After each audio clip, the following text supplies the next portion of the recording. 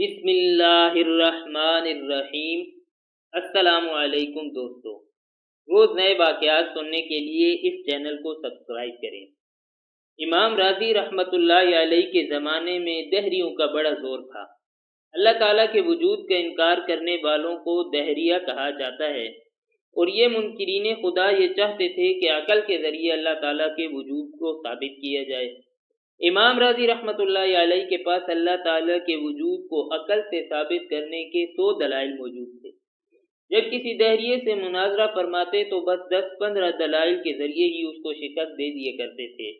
اتفاق سے ایک بزرگ کی زندگی ہی میں امام راضی رحمۃ اللہ علیہ کے انتقال کا وقت قریب آ گیا۔ انتقال کے وقت شیطان آپ کے سرہانے آ کر بیٹھ گیا۔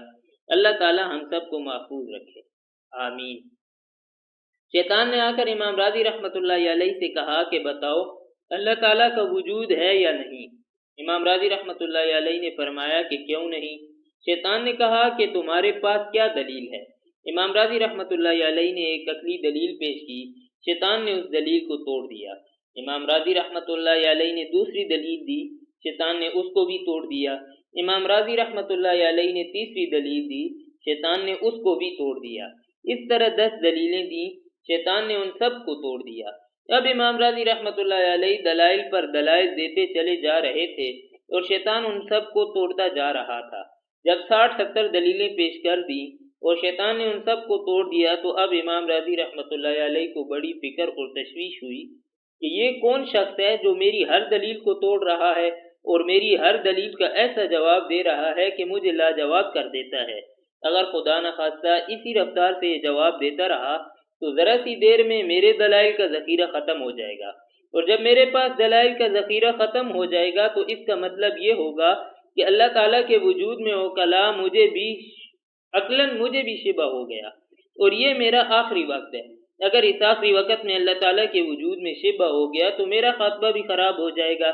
چنانچہ امام راضی رحمۃ اللہ علیہ یہ سوچ کر اور پریشان ہو گئے، یہاں تک کہ آپ نے 99 دلیلیں دے دیں اور شیطان نے وہ 99 دلیلیں توڑ ڈالیں۔ اب امام راضی رحمۃ اللہ علیہ پسینہ پسینہ ہو گئے اور گھبرا گئے کہ کیا ماجرا ہے۔ اب دیکھیے کہ چونکہ کچھ عرصہ تک ایک بزرگ سے تعلق رہا تھا، اس لیے وہ تعلق کام آیا، اور اس وقت اللہ تعالیٰ نے ان بزرگ پر امام راضی رحمۃ اللہ علیہ کی اس گھبراہٹ اور پریشانی کی کیفیت کو منکشف فرمایا۔ اس وقت وہ بزرگ اور شیخ وضو فرما رہے تھے، ان کے ہاتھ میں ایک لوٹا تھا۔ اسی حالت میں وہ لوٹا انہوں نے زمین پر مارا اور کہا، اے راضی، یوں کیوں نہیں کہہ دیتے کہ میں اللہ تعالیٰ کو بغیر کسی دلیل عقلی کے مانتا ہوں؟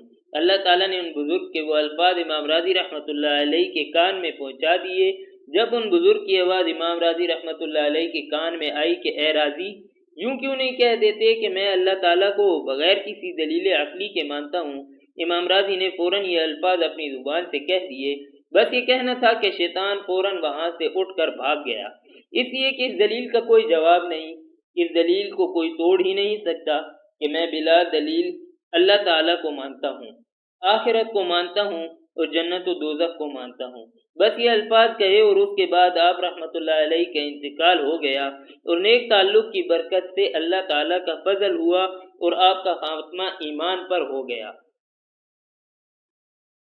تو میرے دوستو، آج بھی نیک تعلق قائم کرو تاکہ وہ آپ کو دنیا اور آخرت میں کام آئے۔ آپ حضرات سے گزارش ہے کہ اگر آپ نے میرا چینل ویڈیو پسند آئے تو لائک اور شیئر کریں، ساتھ کمنٹ باکس میں ہمیں یہ بتانا نہ بھولیں کہ ہم اگلی ویڈیو کس چیز پر بنائیں۔ وَأُفَوِّضُ أَمْرِي إِلَى اللَّهِ إِنَّ اللَّهَ بَصِيرٌ بِالْعِبَادِ۔